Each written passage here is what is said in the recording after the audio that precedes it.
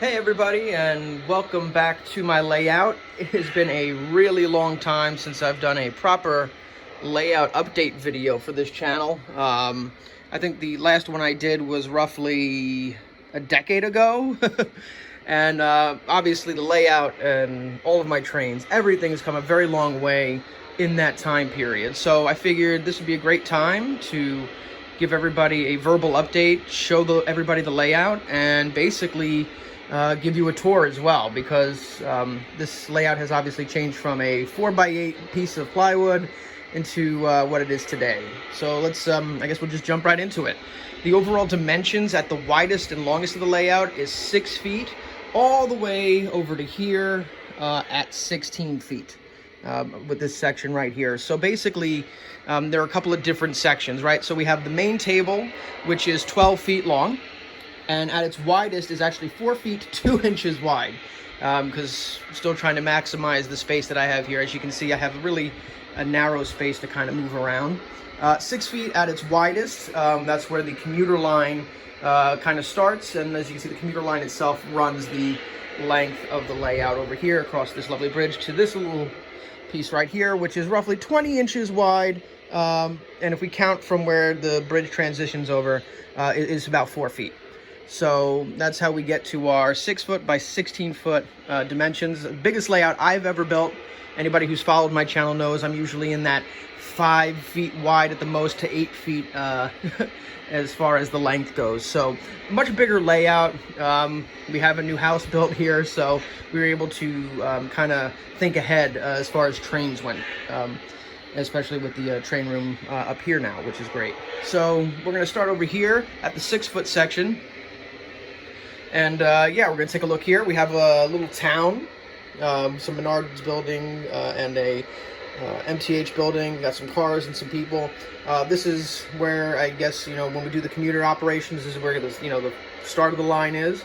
Comes across this lovely little MTH bridge over there past the campground into now what I call Lukeville. This is my main city, Lukeville. So you have the commuter line's main station right there. As you can see, we have the Seaboard number 1700 right there, just kind of hanging out in the station at the moment with the 1 passenger car. The one negative is I can only really run 1 passenger car at a time up here. But, I'm not going to complain. I always want to do point-to-point and switching operations, so this was a great opportunity to do that. Over here, we obviously have a station, and then figure out a place for my coal hopper shed. I've been trying to figure out something, so I figure the outside line there would be storage track for the switching operation. So basically you would go from one point and drop it there. We have this custom bridge that I made right here. It spans right across the entire layout, and I think it just creates some really cool shots. So one of my favorite views really is looking at the trains coming from this way or coming from the other side of the layout. We come over to here, which is now the terminus of the commuter line. If you've been watching my videos, actually, this station used to be in the middle. And I was initially thinking I'd have 2 passenger trains running, and, they can switch here, take turns going across the bridge, and, I could also do the same thing up over there. But the more I thought about it, I thought it'd be really cool to run freight. So what I've done is I've now basically turned a little mini forest right here. And then on this side, as you can see, I have the loading ramp, and I have, some stuff that you would necessarily put onto a boxcar. So over here we have the station, we have the siding for freight, and, the little station house there where you can get tickets for the train. Got our little crossing shanty right there, and our little dude saying, hey, wait a minute, there's a train coming. So for videos to put out, I think it's going to be really cool, because now I can run, basic switching operations from this station to the main Lukeville station and back and forth. So it'll be a little bit, more, I guess, intriguing than just having consistently the commuter operations. And if I wanted to as well, eventually when I get another locomotive, I can have 2 of them up here, one running the commuter service, and then probably a Norfolk Southern switcher or something pulling the freight back and forth between the 2 points, which is going to be fun. I can't wait to actually make a video on that. So, yeah, so we started there. That's the commuter line. We'll go back to the left over here. Below the commuter line, we have our main line and our inner main line. So it's pretty similar to my previous layout formats where I have an inner and outer loop. The inner loop on this is 036. The outer loop, as you can see here, is actually 042. And the way I did that was by mixing 048 curves and 036 curves. We do have a little straight section there. I wanted to try to do it as a complete 042, but you know, with the width and everything, I had to kind of throw a little straight track in there to give it the necessary width. So that's that there. Over here, I was my first time dabbing with creating water features, so I figured a cute little, cool little pond underneath the bridge would be cool. Got a little powerhouse right here.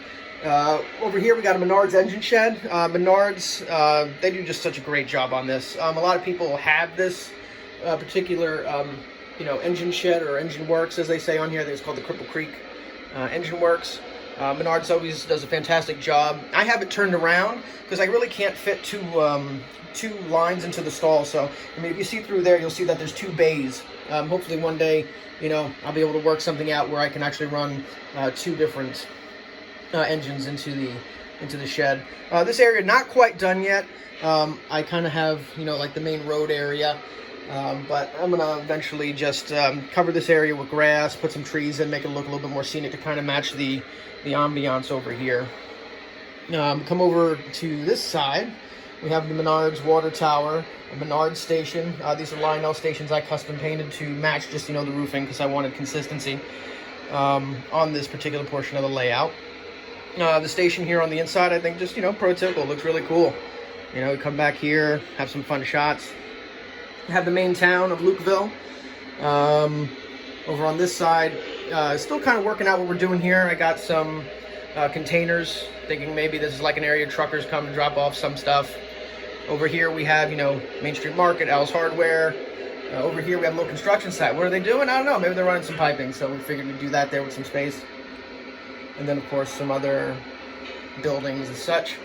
And then, of course, right here we got our little farmer's market across from our farm, which is one of my favorite additions to this particular layout, is actually having a little farm area, which is kind of fun, because I wanted this to kind of be more of like a, I guess, like a rural town, or, you know, a town that's just kind of growing, getting a little bit big. A lot of folks like to set their, you know, layouts in a certain time period. For me, I wanted to do more of like the heritage look, where you'd have kind of a hodgepodge of different things. You're in like this, maybe this town existed and the train used to run through here all the time, but it doesn't anymore. And then, you know, we're just running not a commuter train, sorry, but we're running, you know, on the line down here, we're running, you know, just some heritage services, which would be fun. Up top's maybe the area that's still kind of in use for real operations.